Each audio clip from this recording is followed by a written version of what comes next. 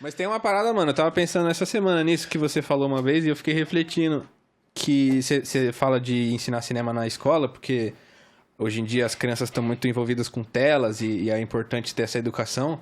E eu tava pensando nisso como, por exemplo, você pega um Brasil Paralelo, quando ele cria uns documentários. Só o fato de ter a estética de um documentário, muita gente já vai comprar aquilo como verdade porque acostumou que, não, essa estética é de matéria, verdade. Não é pra você questionar, é conteúdo. Aprende, só cala a boca e aprende. Então, tipo, a estética acaba ganhando.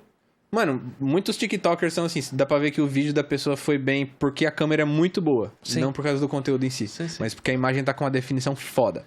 Eu vou além até, o Abner, porque assim, o formato documentário, evidentemente, ajuda a Brasil Paralelo a construir a parada. Só que, na verdade, o cinema em si já é um formato que contribui para a construção de uma verdade alternativa, que é o que eles tentam vender, né? Porque a grande parada é essa. Qual é a interseção da ficção e do documentário no cinema? Essa interseção é muito tênue, muito limítrofe, sabe? Porque se você for pegar a literatura, por exemplo, o tratamento da ficção para um texto jornalístico, ele é mais compreensível. No cinema, o próprio dispositivo do cinema, que é a câmera cinematográfica, ele tem esse negócio de mostrar o que está de imediato frente à câmera. Então, de alguma maneira, sendo ficção ou documento, aquilo que está mostrado estava na frente da câmera, sabe? Então, ele é sentido, de alguma forma, como uma verdade que esteve na frente da câmera. Por isso que eu sempre digo pra galera, a partir do momento do surgimento da câmera, uma verdade que não é acompanhada de imagem, ela é sentida como mentira. Então, qual é a grande parada do Brasil Paralelo? É mostrar a verdade alternativa. Como? Com a câmera. Mentindo. É mostrando, sabe? Só que aí você traz a mentira sob um aspecto onde a forma cinema, mostra uma verdade. O pior é que não dá nem para necessariamente chamar de mentira, porque eles estão tentando recuperar uma forma de contar a história que faziam no século XIX. Sim. Então, tipo assim, é uma tentativa de recuperar uma ideologia que estava meio que morta, e aí eles, tipo, tentam ressuscitar a parada, né? Sim. Mas fica antigo. Eu queria... Dá tempo de fazer uma outra pergunta? Não sei quanto tempo tá... Não, bora. Aqui a gente fala, cara. Vambora. É isso não. É porque eu vi o seu episódio... Enfim, eu já vi várias vezes você falar... Eu tava até conversando com a Bel sobre isso.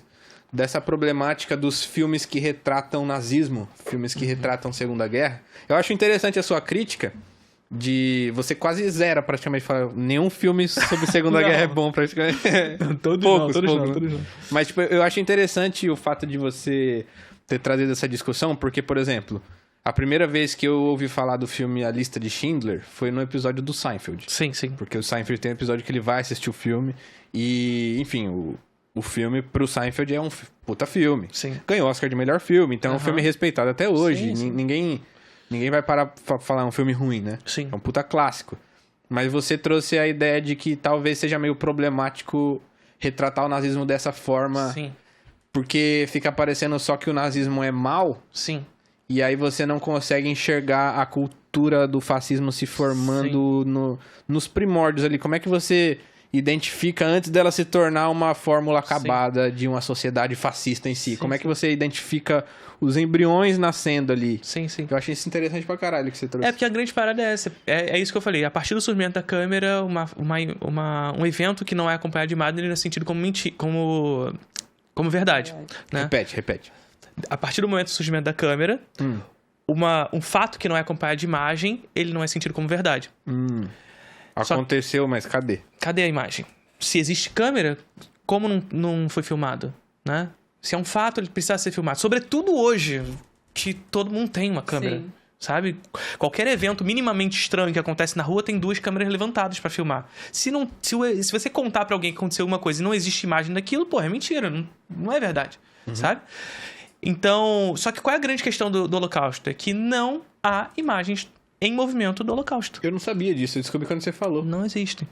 O que existem, aí vocês vão falar, eu já vi inúmeros documentários que tava lá, os judeus e etc, nos campos de concentração. Eu vi uma reportagem da BBC Brasil que retratava o único brasileiro vivo que tinha estado num campo de concentração, e aí mostravam imagens de pessoas no campo, tipo assim, deitadas, sofrendo de porque a grande questão é que todas essas imagens que a gente conhece, porque assim, existem 4 fotografias dos campos de concentração durante O que eu vi era um o vídeo. nazismo.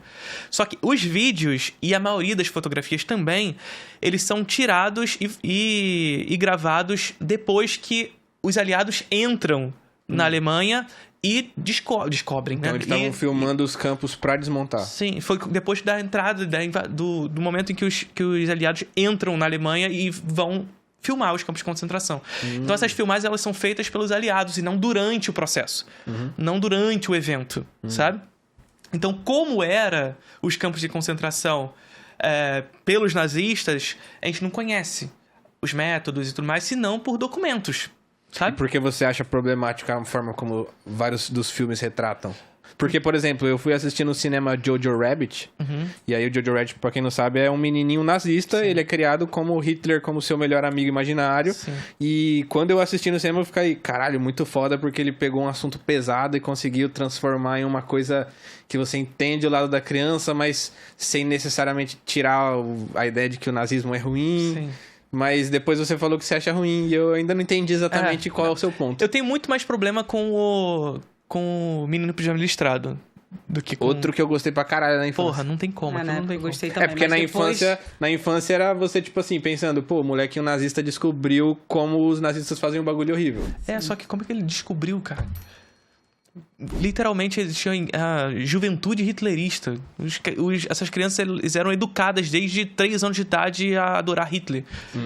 Então Sabe? você acha que não ia ter esse vácuo de ideologia que o moleque tem no filme, Não né? existe esse vácuo de ideologia. Interessante. E mais do que isso, o grande problema nesse filme, além desse vácuo de ideologia, que, enfim, já é um problema em si, a criança judia ela é tão somente uma escada para o sofrimento da criança alemã.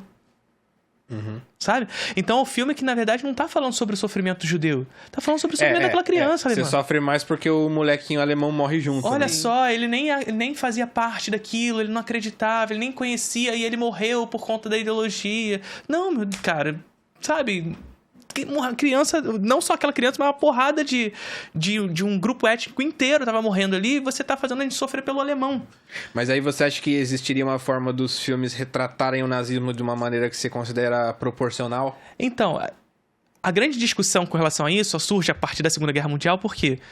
Porque como não havia câmera, quer dizer, a câmera existia, mas não filmou, começa a surgir essa preocupação. Ora, se não filmou, vai ser sentido como mentira.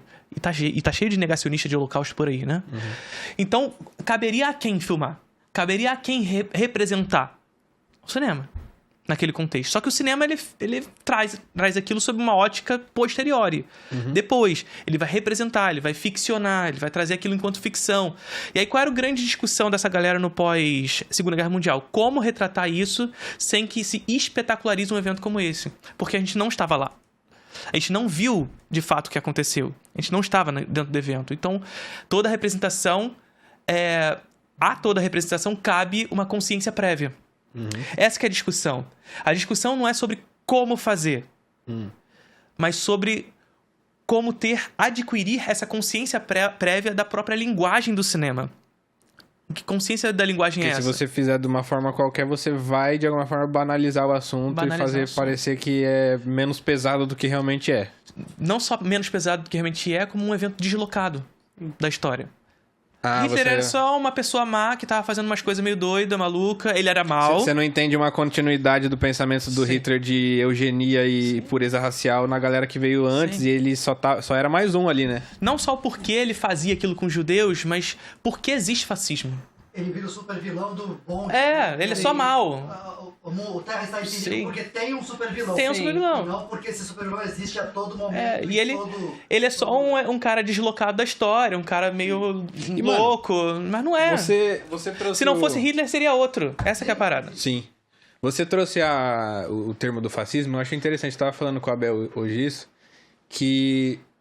Eu tava falando, inclusive, a última vez que eu vi no Rio de Janeiro, eu fiz show com o Pedro Pan, comediante daqui, que eu sou muito amigo, troco muita ideia com ele. E a gente tava falando sobre... Ele me falou, mano, a questão é... Muitas vezes quando você fala a palavra fascismo, porque existe essa ideia que alguns amigos meus reproduzem até de que agora tudo é fascismo, então, vai ficar usando fascismo pra tudo.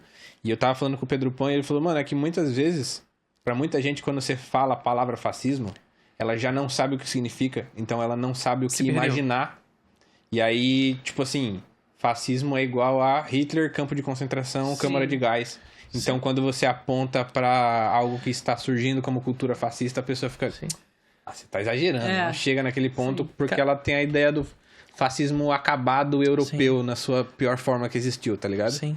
Cara, na Itália, a galera tá fazendo a representação fascista, estendendo a mãozinha, tá ligado?